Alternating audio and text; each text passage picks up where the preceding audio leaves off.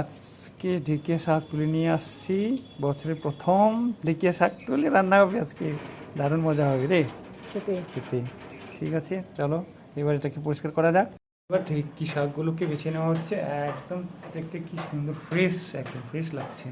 দেখো খেতেও সেই টেস্ট হবে।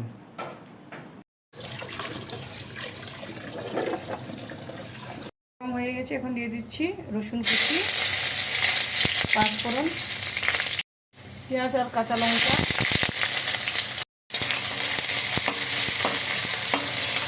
ভাজা হয়ে গেছে, এখন দিয়ে দিচ্ছি ঢেঁকিয়া শাক।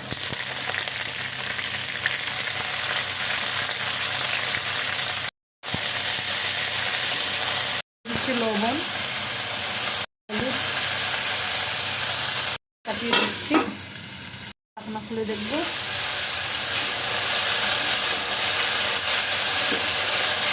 কুচি আমাদের ঢেঁকি শাকের ভাজা রেডি হয়ে গেছে। দেখতে যেমন সুন্দর লাগছে বন্ধুরা, কিন্তু খেতেও সেই টেস্টি লাগে।